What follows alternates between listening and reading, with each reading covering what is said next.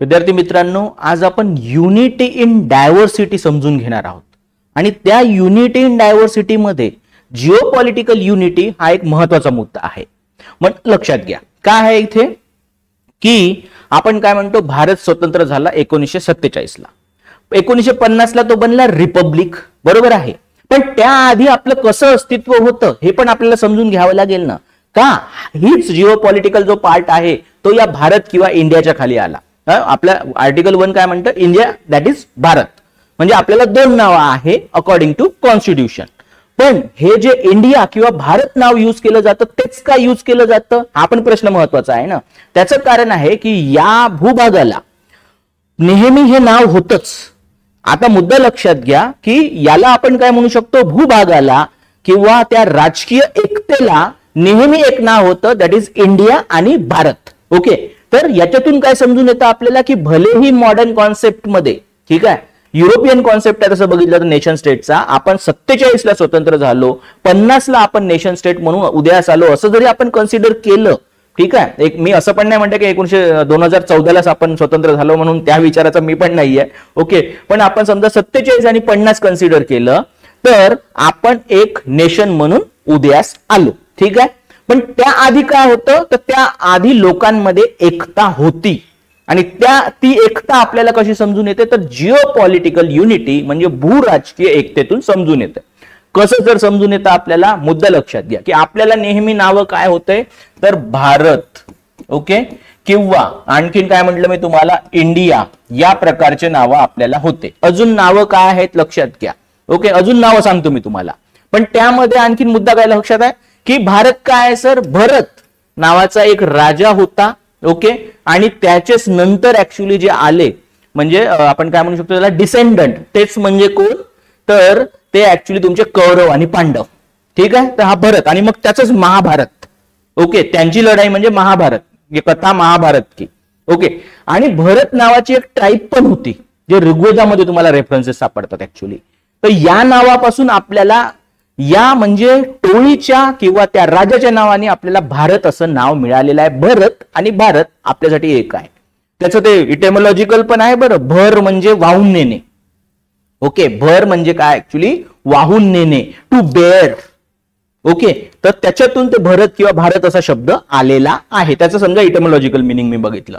Okay, त्या आणि भारतच कसा एक्सप्रेस होतो मग नंतर, भारत वर्ष, इथूनच कसं ऍक्च्युली भारत खंड, आणखीन कसं भारत माता.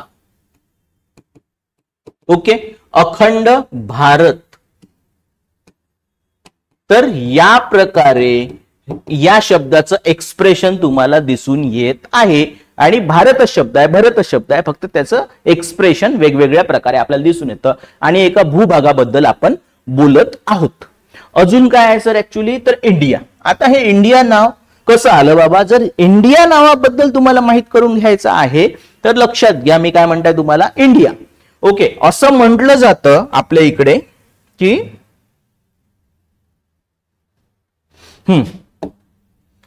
पहिले भारतासाठी नाव काय होतं, दॅट इज सप्तसिंधू, किंवा तो जो भूभाग होता नॉर्थ वेस्टर्न साइडचा त्याला म्हणतात सप्तसिंधू. आता सप्तसिंधू जे आहे तर असं म्हणतात की जे इराणियन लोक होते, कुठले इराणियन, आणि तिथे जो ग्रंथ आढळतो त्यांचा मोठा, दॅट इज कॉल्ड एज अवस्था. ओके, तर तिथे त्यांचं त्याच्यामध्ये काय रेफरन्स होत होता, सप्तसिंधू रेफरन्स ऋग्वेदामध्ये आढळतो. ऋग्वेदाचं कारण नाव का घेतलं मी, कारण ते ओल्डेस्ट मानलं जातं म्हणून. पण त्याच काळी इराणमध्ये काय होतं, तर अवस्था होता त्यांचा महत्वाचा ग्रंथ.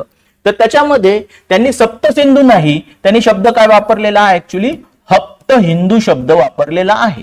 का, कारण असं म्हणतात की तिथे ऍक्च्युली च प्रोनाउन्सिएशन नव्हतं म्हणून त्यांनी काय केलं, ह च प्रोनाउन्सिएशन घेतलेलं आहे. स ऐवजी ह, हप्त हिंदू. त्याच्यातून शब्द कुठला अस्तित्वात आला, हिंदुस्तान किंवा हिंदू. आणि हिंदूंचं काय झालं मग पुढे ऍक्च्युली, हिंदू शब्द कसा पुढे हे झाला, तर याला ग्रीकांनी काय केलं, इंडो असं केलं त्यांच्या प्रोनाउन्सिएशन नुसार. इंडो किंवा इंडूज. ओके, असं त्यांनी कन्व्हर्शन केलं आणि या प्रकारे सप्त सिंधू पासून पहिले इराणियन लोकांनी हप्त हिंदू अवस्थामध्ये तसा रेफरन्स आहे. ओके, हा मुद्दा लक्षात घ्या. आणि त्याच्यानंतर ग्रीकांनी हिंदूचं काय केलं, इंडोस असं केलं. आणि नंतर लॅटिन आणि प्लस युरोपियन ज्या लँग्वेजेस आहे त्यांनी या इंडोजचं काय केलं, इंडिया असं नाव केलं. आणि एका प्रकारे सप्त सिंधूचं कन्व्हर्शन, करप्टेड व्हर्जन, अपभ्रंश काय आहे तर इंडिया आहे असं जे इटिमॉलॉजिकल किंवा मग लिंग्विस्टिक स्टडी आहे ते सांगत आहेत तुम्हाला. ठीक आहे, हा मुद्दा लक्षात आला तुम्हाला. हे पण आपलं एक नाव आहे. तर सप्त सिंधू एक नाव, इंडिया, हिंदू आणि हिंदुस्थानातून म्हणजे हिंदू जिओग्राफिकल जरी टर्म पकडली तर हिंदुस्थान. आणि मग ते हिंदुस्थान किंवा मी म्हणेल तुम्हाला की शहनशाह हिंद किंवा मग हिंदवी स्वराज, तर याच्या थ्रू आपल्याला ते हिंदूचं एक्सप्रेशन वेगवेगळ्या प्रकारे मिळेल. जिओग्राफिकल टर्म आपण म्हटलं, भूराजकीय एकता जर आपण म्हटलं तर. ठीक आहे, तर या प्रकारे हे आणखीन एक नाव आहे. आणखीन नावं काय आहे सर आपली, आर्यावर्त म्हणजे आर्यांची भूमी. आता लक्षात घ्या, आर्य शब्द दोन प्रकारे वापरण्यात येतो. कधी कधी जो रेशियल टर्म पण म्हणतात लोक, काही लोक कल्चरल म्हणतात. पण आपण समजा कन्सिडर केलं की आर्य लोक होते, तर त्यांची भूमी म्हणजे त्या वादामध्ये न जाता त्यांची भूमी म्हणजे आर्यावर्त. तर हे पण आपल्याला एक नाव आहे. तर आता आपल्याकडे किती नावं झाले, that is Bharat, India, Hindustan आणि आर्यावर्त. आणखीन एक नाव आहे आपल्याला, दॅट इज कॉल्ड जम्बू द्वीप. आता जम्बू आणि द्वीप म्हणजे जेव्हा त्याला आयलंड असं म्हणतात, जेव्हा तुमच्या 3 किंवा 4 साइडनी पाणी असेल तर त्याला आपण द्वीप असं म्हणू शकतो. महाद्वीप म्हणजे कंटिनेंट साठी शब्द वापरला जातो. द्वीप जो आहे तो छोटा पार्ट असेल. तर भारताच्या 3 साइडनी पाणी आहे म्हणून द्वीप. आणि जो जम्बू शब्द आहे, इंटरेस्टिंगली जे जांभूळ असतं त्याला हिंदीमध्ये जामुन म्हणतात. ओके, त्याला त्याच्यापासून म्हणजे आयलँड ऑफ जामुन म्हणजे आयलँड ऑफ जामुन फ्रूट, म्हणजेच आयलँड जे आहे ऍक्च्युली तिचे जे जामुन फ्रूट येतं, जांभळाचं फळ येतं, तशा भागाला आम्ही जम्बूद्वीप म्हणत आहोत असा त्याचा एक अर्थ निघत आहे. आणि लक्षात घ्या की याची जिओग्राफिकल एरिया जम्बूद्वीपाची खूप मोठी आहे एक्झिस्टिंग इंडियापेक्षा, भारतापेक्षा. हे लक्षात ठेवायचं तुम्हाला.